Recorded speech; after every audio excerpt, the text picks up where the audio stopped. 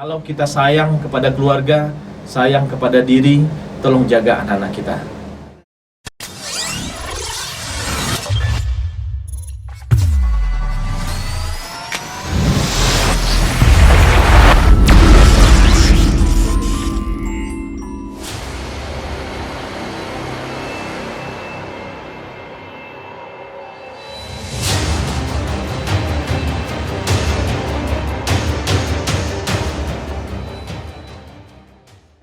Dan untuk masyarakat Kota Padang Panjang serta pendengar Top FM yang mendengarkan saat ini penjelasan dari tim teknis ya gugus tugas dari penanganan COVID-19 di Kota Padang Panjang dalam melakukan pengawasan, pemantauan serta evaluasi yang Bapak lakukan terhadap tim-tim yang lain. Nah, ini seperti apa, Pak Sony? Silakan Pak Sony. Ya, kita dalam gugus tugas sudah memiliki peran dan tanggung jawab masing-masing. Semuanya sudah berjalan, sudah bekerja sesuai dengan bidang tugas masing-masing. Mulai dari proses edukasi, sosialisasi kepada masyarakat ini sudah secara gencar kita lakukan apa yang harus dilakukan oleh masyarakat. Bagaimana membiasakan mencuci tangan pakai sabun, kemudian jemaah sholat. Sampai saat ini kita masih tadi juga dengan Majelis Ulama Indonesia belum ada larangan atau himbauan untuk tidak sholat berjamaah di masjid, tetap ada. Tetapi bagi yang batuk, memang batuk atau demam disarankan memang untuk di rumah. Kemudian bagi jemaah silahkan dibawa sajadah kecil minimal untuk tempat sujud. Kemudian begitu juga di fasilitas kesehatan tingkat pertama di puskesmas kita juga sudah membuat sebuah standar operasional prosedur. Kemudian dengan mengefektifkan juga layanan kegawat daruratan di bidang kesehatan PSC 119 ini masyarakat bisa manfaatkan jika ada kondisi darurat terjadi kapan saja dalam rentang waktu 24 jam bisa menghubungi call center 119. Nanti dokter kemudian perawat dengan ambulan akan datang. Jadi ini sudah berjalan. Begitu juga di rumah sakit jika kondisi-kondisi ini terjadi kita juga sudah siapkan fasilitas baik itu ruangan, ada 10 kamar, kemudian ambulan khusus, kemudian dengan petugasnya. Nanti bisa ditambahkan secara lebih teknis oleh Pak Direktur maupun juga Kepala Dinas Kesehatan. Kemudian bekerjasama dengan pimpinan-pimpinan pondok pesantren, ya kita juga tadi sepakat bahwa dalam masa belajar di rumah bagi anak-anak yang mondok atau asrama, ini diharapkan kepada mereka untuk tidak keluar dari asrama. Kemudian kepada orang tuanya untuk tidak membesuk. Nah ini untuk menghindari terjadinya arus keluar masuk ya, karena kita tidak tahu apakah orang yang datang, karena pondok-pondok pesantren kita ini santrinya bisa berasal dari seluruh Indonesia, bahkan juga ada di Malaysia. Jadi untuk menghindari hal ini kita menyarankan dan sudah ada kesepakatan tadi dengan Kementerian Agama dan pimpinan-pimpinan pondok pesantren bahwa anak-anak santri sampai dengan 14 hari ke depan tetap berada di asrama. Baik, pemerintah Kota Padang Panjang tentu tidak sampai di sini saja mungkin ya Bapak, karena mindset masyarakat ini memang udah gimana ya, kalau misalnya udah penyakit biasa aja mereka menganggap. Sudah dibagikan masker, bahkan saya tadi juga melihat ya di rumah sakit di Masjid Nurul Huda tadi dibagikan masker juga, tapi banyak yang tidak memakai, malah disimpan. Nah, mindset masyarakat ini yang kita rubah kembali, bahwasanya kesehatan itu sangat penting. Nah, dari ketua sendiri bagaimana? Ya, jadi memang proses edukasi ini perlu kita tanamkan lagi ini sampai ke lapisan masyarakat, di kelurahan sampai ke RT, bahwa begitu pentingnya untuk menjaga kesehatan ya. Karena kalau sudah ada yang, jangan sampai nanti ada yang terpapar atau yang terindikasi, karena akan cepat sekali menularnya. Ini yang kita harus wanti-wanti dan masyarakat harus paham bahwa bahaya corona ini tidak bisa kita anggap main-main. Benar. Jadi ini harus kita serius menyikapinya, kemudian harus bersama-sama. Tidak bisa hanya pemerintah, kemudian dengan begitu serius, kemudian tetapi masyarakat tidak memandang ini sebuah ancaman atau bahaya, jangan sampai itu terjadi. Mari bersama-sama kita sikapi. Himbauan-himbauan yang sudah diberikan melalui kelurahan, melalui RT, melalui pengurus masjid, mohon dapat kita sikapi dengan baik. Baik, baik. Dan untuk pendengar Top FM, ya, apapun untuk kesehatan kita, ya, himbauan-himbauan dari pemerintah saat ini sudah dirumahkan bagi anak-anak sekolah itu belajar di rumah, bukan libur, ya, bukan libur. Dan lanjut kita mungkin meminta konfirmasi juga dari salah satu tim, ya, gugus tugas ini adalah Direktur RSUD Kota Padang Panjang, Bapak Dr. Adoni, ya. Sebenarnya masyarakat Kota Padang Panjang masih ada yang belum tahu apa sih sebenarnya COVID-19 atau coronavirus disease 19. Silahkan Pak Ardoni dijelaskan. Oh iya, terima kasih Bu Yanti.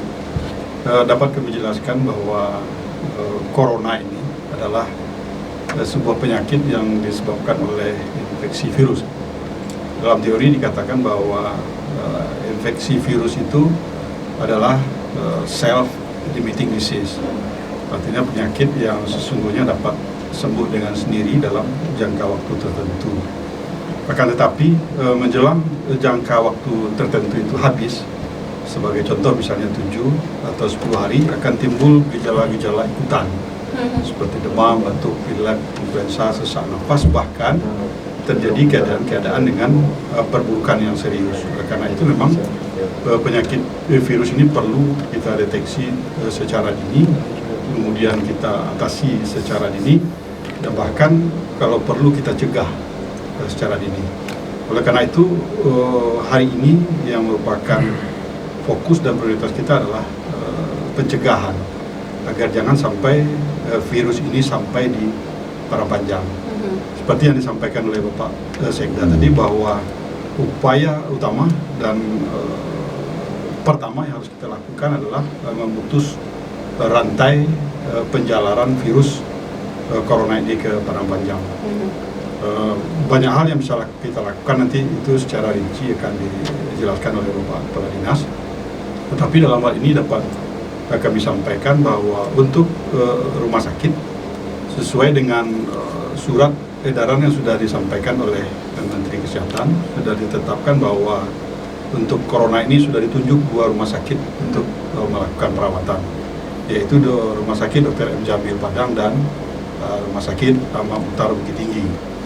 Namun kita menyadari bahwa kapasitas M. Jamil hanya 8 tempat tidur, sedangkan Ahmad Mukhtar itu hanya 3 tempat tidur untuk ruang rawat inap isolasi corona. Oleh karena itu memang RSUD Padang Panjang harus mempersiapkan diri untuk mengantisipasi apabila terjadi kasus-kasus yang butuh perawatan intensif. Sebelum kita mendapatkan konfirmasi untuk dirujuk ke M. Jamil, maka kita sudah menyiapkan ruang rawat inap isolasi di Paru. Jadi ini merupakan ruang rawat inap yang memang sudah kita miliki jauh hari, dan ini akan kita manfaatkan untuk rawat inap observasi pertama. Apabila dalam nanti konfirmasi untuk dapat dirujuk ke Jamil terjadi penambahan pasien yang perlu kita observasi ataupun perlu kita awasi lebih lanjut, maka kita juga sudah mengosongkan satu blok ruang rawat inap VIP C dengan jumlah kamar sebanyak 10 buah untuk mengantisipasi apabila terjadi perlambatan proses transportasi rujukan menuju Ahmad Mukhtar ataupun Jamil. Kemudian yang kedua, dari sumber daya manusia, kita sesungguhnya sudah memiliki tim, ya, yaitu tim emergensi di IGD, baik itu dokter, perawat, ronsen, laboratorium, dan semua petugas kesehatan yang merupakan standar rumah sakit TPC. Untuk penanggung jawab dan ketua Satgas di RSUD, kita sudah menunjuk Dr. Yeni Mukhtar, spesialis paru, ya, sebagai dokter yang bertanggung jawab penuh terhadap pelaksanaan infeksi corona rawat inap di Rumah Sakit Daerah Kota Padang Panjang. Mungkin demikian, Bu. Pak Dokter, kalau seandainya dari masyarakat Kota Padang Panjang yang saat ini mungkin masih ada pertanyaan juga, ya, di pikiran atau sekarang mungkin yang lagi mendengarkan, Pak, apa sih yang harus dilakukan oleh masyarakat Kota Padang Panjang apabila mengalami gejala yang mirip dengan COVID-19? Mungkin sebelumnya dijelaskan dulu Bapak gejala-gejala yang dirasakan oleh manusia dengan COVID-19 ini. Yang pertama tentu adanya gejala demam ya. Jadi gejala utama dan pertama yang sering dirasakan oleh manusia yang terinfeksi dengan virus ini adalah demam. Kemudian disertai dengan batuk pilek. Dan pada hari kedua ataupun hari ketiga nanti akan diikuti oleh gejala sesak nafas. Tapi ini memang merupakan gejala secara umum. Dia juga harus disertai dengan salah satu indikator yang sangat penting dan menentukan adalah riwayat perjalanan. Nah, jadi agar kita tidak cemas dan khawatir bahwa gejala demam, batuk pilek dan sesak napas itu tidak semua adalah corona. Hampir semua infeksi virus, baik influenza, virus lainnya, itu termasuk demam berdarah juga memiliki dan bisa disertai dengan gejala yang sama. Oleh karena itu memang kita harus memastikan bahwa yang bersangkutan memiliki riwayat perjalanan ke daerah yang telah dinyatakan konfirmasi, seperti daerah Jakarta, Riau, Sumatera Utara, dan sebagainya. Oleh karena itu, ketika dia memiliki gejala klinis seperti yang kita sebutkan tadi, kemudian ditambah riwayat perjalanan ataupun garis miring kontak dengan orang-orang yang pulang dari perjalanan dari wilayah tersebut, maka dia dapat dikategorikan orang dalam pengawasan. Jadi gejala-gejala ini dapat dihubungi petugas kesehatan terdekat, baik itu puskesmas maupun dokter praktek pertama atau dokter mandiri. Iya, ada juga titip pesan kalau seandainya memang terjadi dialog nanti katanya Pak, Padang Panjang ini kan kondisinya kita lembab atau dingin. Nah, sedangkan penyebaran virus corona ini kan tidak diharuskan di daerah yang lembab atau dingin. Bagaimana dengan kondisi ini kalau memang ada dari masyarakat Kota Padang Panjang, kita nggak tahu nih kalau seandainya dia mengalami sesak napas ataupun demam. Silakan Pak. Ya, kalau hari ini memang kita tidak lagi dapat melihat apakah pengaruh cuaca ataupun kelembapan itu berpengaruh secara signifikan terhadap perkembangan kuman. Sebagai contoh memang DBD itu dulu tidak bisa dia hidup dan berkembang di Padang Panjang dari tahun 50-an, 60-an, 70-an. Tapi pada hari ini itu semua daerah di Indonesia ini sudah dapat dihidupi oleh DBD. Kita meyakini bahwa corona ini juga memiliki kemampuan yang sama. Jadi dia dapat hidup baik itu di Itali dengan cuaca yang cukup dingin, Cina termasuk Jakarta yang sangat panas. Jadi dapat disimpulkan bahwa virus corona ini dapat hidup di berbagai iklim dan cuaca. Iya, masyarakat Kota Padang Panjang yang saat ini selalu harus menjaga kebersihan, selalu lindungi diri dengan vitamin, ya Pak ya. Nah, bagaimana melindungi diri masyarakat Kota Padang Panjang saat ini? Ya, Dr. Ardoni akan memberikan juga penjelasan kalau seandainya untuk menjaga kesehatan, melindungi diri dari COVID-19. Silakan Pak Dr. Ya, jadi yang pertama tentu kita seperti disampaikan oleh Pak Aseka, kita harus membatasi kontak dengan orang yang diduga memiliki perjalanan dari daerah-daerah yang kita sebutkan. Kemudian yang kedua, masyarakat ataupun kita harus ikhlas memahami bahwa apabila kita menderita demam, batuk, dan pilek itu harus untuk kondisi tersebut. Ya, selain dari layanan 119, kita juga ada dokter keluarga. Apakah ini bisa kalau memang masyarakat Kota Padang Panjang mengalami demam atau mirip gejala dari COVID-19, itu bisa dokter keluarga datang ke rumah atau bagaimana Bapak? Ya, kalau pelayanan di rumah ini sudah berjalan. Jika masyarakat kita ada yang tidak sanggup untuk datang ke puskesmas, di dokter nanti secara berkala akan datang ke rumah. Ini sudah berjalan. Namun untuk memastikan apakah itu positif corona atau tidak, ada tahapan-tahapan yang harus dilalui. Tapi bagi masyarakat yang sakit itu harus segera berobat. Tidak bisa datang ke puskesmas atau ke rumah sakit, nanti dokter yang datang. Kalau mendadak atau kondisi darurat, hubungi 119. Baik. Siapkan. Dan masyarakat Kota Padang Panjang ya, kalau memang mengalami demam, flu ataupun batuk ya, Kalau memang tidak bisa rasanya untuk ke fasilitas kesehatan, silahkan call center layanan 119. Dan di sini juga ada dokter keluarga. Mungkin bisa dijelaskan oleh Kepala Dinas Kesehatan Kota Padang Panjang, Bapak Ujang atau Bapak Nurni Anwar di sini. Dan teknis seperti apa yang diberikan kepada masyarakat Kota Padang Panjang dari Dinas Kesehatan sendiri? Pak Ujang, silakan Pak Ujang. Oke, makasih Bu Yanti. Para pendengar yang kami hormati, terkait dengan isu sekarang, udah isu lagi, sudah merupakan suatu wabah mendunia gitu, tentang corona gitu. Jadi kita di Padang Panjang sejak munculnya wabah ini memasuki negara kita Indonesia, itu kita di semua jajaran kesehatan dari pemerintah pusat sampai ke provinsi dan kabupaten kota itu sudah diberikan petunjuk protokol dalam penanganan percepatan kasus daripada coronavirus ini.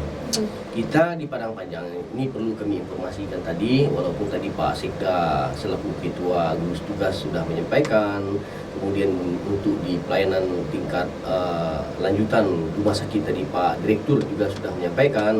Jadi di sini dari Dinas Kesehatan selaku di ujung tombak yaitu di lapangan yang menangani kasus ini secara keseluruhan. Jadi yang pertama adalah kita yang jelas kita siap gitu. Kita sudah siapkan semuanya petugas kita dalam menghadapi bagaimana penanganan daripada kasus jika terjadi di Padang Panjang. Iya. Walaupun pada hari ini kita Dinas Kesehatan tetap memantau ya. Hari ini untuk corona kita negatif, artinya nol. Alhamdulillah. Masyarakat Padang Panjang dalam kondisi saat ini sehat semuanya, tidak ada corona. Ini yang pertama. Ini kondisi ini yang perlu kita pertahankan terus. Benar. Nah, kemudian yang kita khawatirkan lagi, walaupun tidak ada yang positif, ada di level 2-nya yang disebut dengan pasien dalam pengawasan itu ranahnya kan di rumah sakit. Iya. Nah, alhamdulillah sampai hari ini di 2 rumah sakit kita tidak ada yang dirawat dengan suspek atau dengan mengarah kepada corona ini. Alhamdulillah. Nah, pada kondisi ini, pada sore hari ini memang ada yang kita sebut di dalam istilah corona ini yaitu orang dalam pemantauan. Nah, ini perlu kita jelaskan kepada masyarakat semuanya. Ya, kita di pelayan kesehatan pertama ini yang kita pantau terus. Nah, orang yang dalam pemantauan ini yaitu orang warga kita yang baru kembali dari daerah yang disebut oleh Pak Direktur tadi, outbreak itu yang mengalami ada terjadi peristiwa corona daerah itu dari DKI, dari Bekasi, dari Semarang dan kota-kota lainnya itu. Kalau pulang ke Kota Padang Panjang ini harus kita pantau. Atau kalau sekiranya anak keluarga kita yang kuliah di Jakarta kemudian diliburkan pulang kampung, ini harus dalam pemantauan kita di pemerintah daerah. Harus kita pantau ini. Tujuannya kita melakukan pemantauan agar tadi sudah disampaikan juga untuk pemutusan ya mata rantai penularan daripada virus ini dari orang yang terkena atau dicurigai terkena kepada yang sehat kita, yang sehat-sehat semuanya ini. Nah, ini walaupun demikian kita di Dinas Kesehatan dengan jajarannya Puskesmas ya, kemudian Puskesmas pembantu dan Puskesmas kelurahan termasuk fasilitas kesehatan lainnya. Kita di Dinas Kesehatan sudah kumpulkan nih Bu Yanti. Kita sudah panggil semuanya, sudah kita undang mulai dari puskesmas, kemudian klinik swasta, kemudian rumah sakit pemerintah, rumah sakit GRC, dan semua fasilitas-fasilitas yang memberikan pelayanan itu sudah kita berikan arahan dan petunjuk dalam penanganan ini. Makanya kita katakan kita itu siap untuk menghadapi jika terjadi. Jadi yang pertama itu di kita di kesehatan tadi kan ada puskesmas, ada puspembantu, ada puskesmas kelurahan, kemudian ada PSC 119, kemudian kita juga sudah punya dokter warga. Jadi dalam hal ini untuk warga kita, masyarakat kita yang dalam status dalam pemantauan tadi, ya itu mungkin ada gejala-gejala yang sudah gejala klinis yang sudah sampaikan Pak Direktur tadi, demam, batuk, pilek, kemudian diikuti dengan sesak napas dan dia berasal dari daerah outbreak itu segera saja ke fasilitas kesehatan, ke puskesmas pembantu, ke puskesmas kelurahan atau ke puskesmas untuk memeriksakan diri sehingga bisa kita pantau terus. Dan kalau memang terjadi gejala-gejala itu pada hari libur, malam hari itu siang hari yang kita masih di rumah, kalau perlu pelayanan cepat dan kegawat daruratan, tadi Pak Sekda sudah sampaikan, telepon saja 119. Nanti petugas kita akan ke lapangan.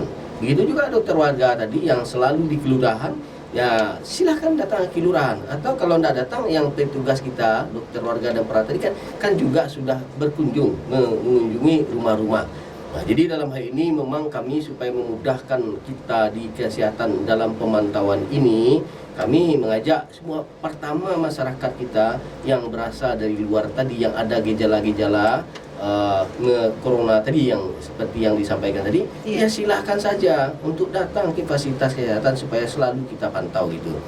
Dan harapan kami juga Bu Yanti, karena yang tahu, yang dekat kalau terjadi ada yang pulang yang dari Jakarta, ini Pak Lurah. Kita juga Pak Sekda kemarin sudah kumpulkan camat dan instruksikan Pak Camat agar Pak Lurah juga dengan Pak RT. Nah, Pak RT tentu tahu kalau ada tenaga sebelah yang pulang Jakarta. Pak RT laporkan segera atau sarankan segera untuk datang ke pustu atau menghubungi petugas kesehatan atau pokoknya semuanya lah sehingga itu terpantau bagi kita terus. Baik. Nah, itu. Baik.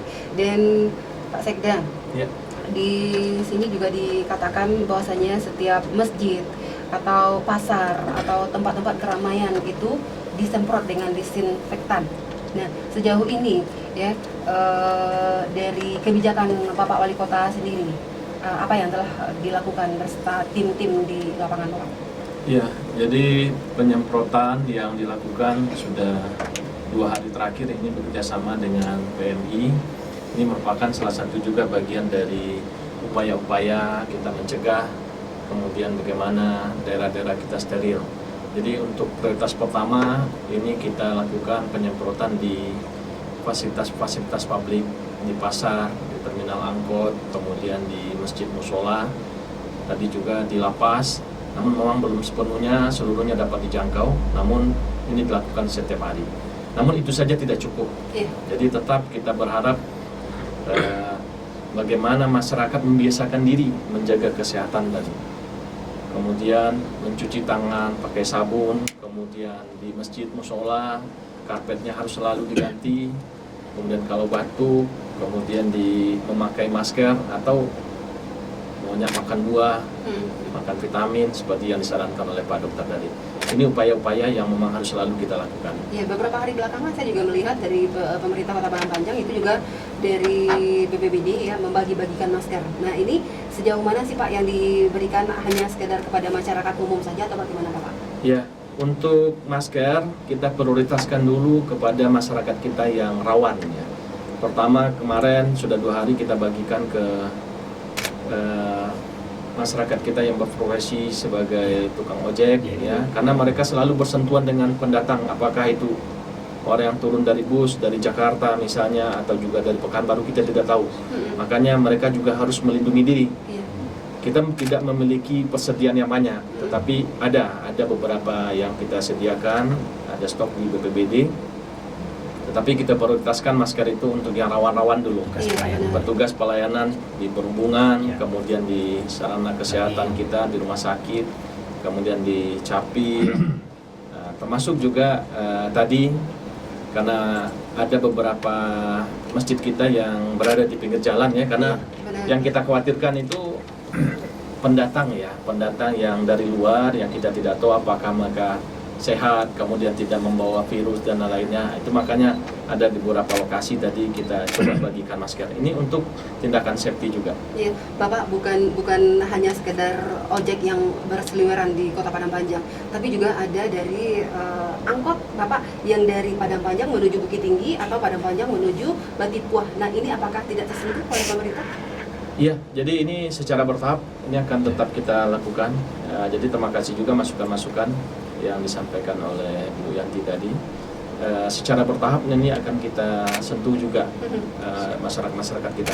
Termasuk juga tadi di pasar ya, karena memang di pasar keramaiannya cukup tinggi, kemudian interaksi antar masyarakat ya, kita tidak juga memastikan bahwa semuanya itu sehat ya, Benar. kemudian tidak ada yang batuk flu. Itu makanya tadi juga ada pembagian masker di pasar untuk sama-sama melindungi masyarakat kita. Baik, dan sebelum kita mengarah kepada pertanyaan satu dari yang ikut ya atau yang termasuk dari tim gugus tugas penanganan corona, Bapak Marwilis juga hadir di sini selaku ketua harian ya Pak ya, ketua harian dari gugus tugas penanganan corona di Kota Padang Panjang. Bapak, apa yang telah dilakukan Bapak selaku juga kepala badan BPBD Kota Padang Panjang? Silahkan Bapak.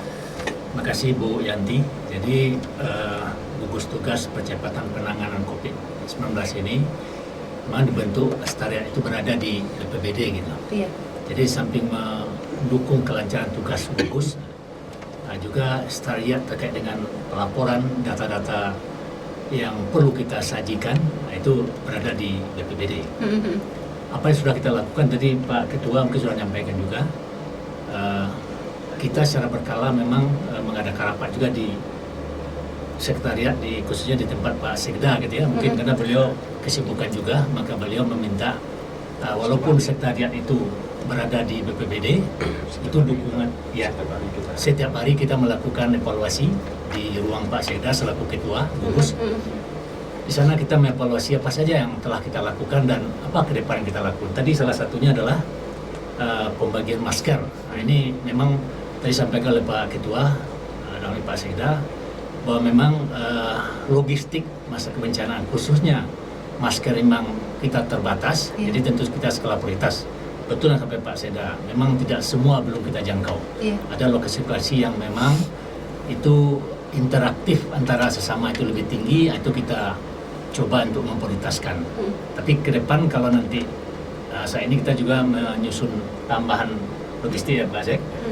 Kalau nanti itu sudah terrealisir, itu akan kita coba mengadakan logistik, apakah masker dan lain sebagainya, disinfektan gitu ya. Ini tentu akan kita lebih aktifkan lagi, lebih intensif lagi upaya pencegahan dini ya, agar ini tidak menular melalui itu. Iya. Dikira itu. Saya juga mendengarkan ini untuk pengatur suhu Bapak bagi wisata-wisata yang hadir di Kota Padang Panjang itu juga di mana tempat-tempat sehingga nanti bagi masyarakat mungkin boleh juga ya Pak ya untuk mengukur suhu badan mereka. Ya betul, memang benar. Tadi kan untuk mengukur suhu ini kan bagi yang datang ke Padang Panjang gitu ya. Iya. Jadi contohnya wisatawan kemarin kita prioritaskan sesuai arahan pimpinan Pak Ketua juga. Kita prioritaskan di lokasi wisata. Jadi yang pendatang yang datang ke Padang Panjang, kita ukur suhunya, yang pergi ke wisata PDKM, kita ukur suhunya. Tak kala itu lebih 37 derajat Celcius, itu kita suruh mendatangi layanan kesehatan terdekat. Kalau mereka tidak bersedia, kita suruh saja di mobil gitu ya. Sampai itu bagi yang lain, dan kita beri itu masker untuk sementara. Dan bagi yang lain walaupun ya, dan sekaligus juga mencuci tangan dengan pencuci itu di lokasi wisata itu PDKM.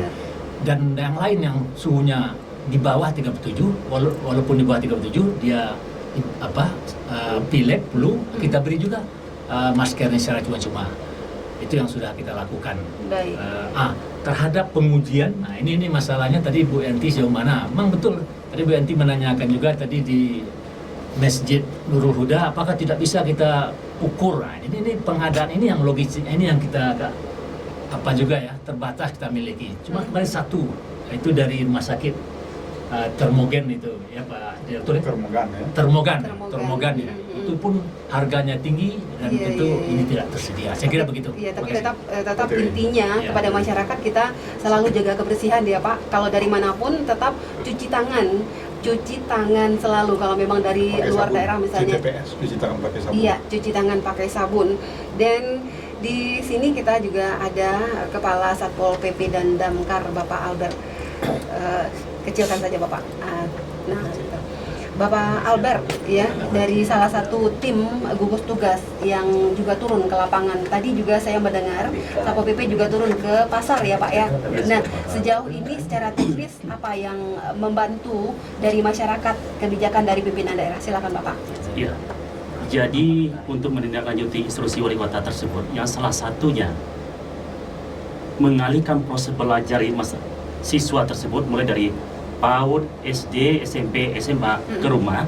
Jadi menindaklanjuti tersebut, kami akan melakukan penertiban. Penertiban sekiranya ada pelanggaran itu dari siswa tersebut. Jadi diawali dari tadi dan untuk 14 hari ke depan kita akan melakukan penertiban di tempat-tempat umum di mana siswa tersebut tidak boleh berkeliaran. Iya. Jadi dari pagi, bahkan sekarang sambil berlanjut, bahkan besok juga kita telah menurunkan tim penertiban. Jadi sekiranya ada siswa kita yang melakukan aktivitas di warnet misalnya atau di taman, itu akan kita tertibkan, kita bawa ke Satpol PP, kita data, setelah itu kita panggil orang tuanya. Iya. Dan itu akan berlanjut secara terus-menerus. Sekiranya nanti ada lagi tindakan yang mengarah kepada tersebut, itu mungkin kita tingkatkan. Bisa jadi nanti orang guru sekolahnya kita panggil. Baik. Tapi walaupun demikian, di samping apa yang telah kami lakukan dengan tim, kita melakukan tim gabungan dengan melibatkan TNI Polri, mulai sore ini sampai malam nanti, kita juga berharap kepada orang tua. Orang tua, awasilah anaknya. Iya. Karena inilah kewajiban kita bersama. Tidak bisa ya aparat melakukan penertiban sekiranya orang tuanya tidak peduli. Jadi untuk ke depan kami harapkan supaya orang tua lebih berperan. Iya. Awasilah anak-anaknya di rumah dari aktivitas. Karena kita juga menyadari kalau selama itu anak di rumah tidak diberi aktivitas, anak-anak jadi bosan. Benar. Jadi untuk itu kami harapkan kepada orang tua, berilah aktivitas anak-anak yang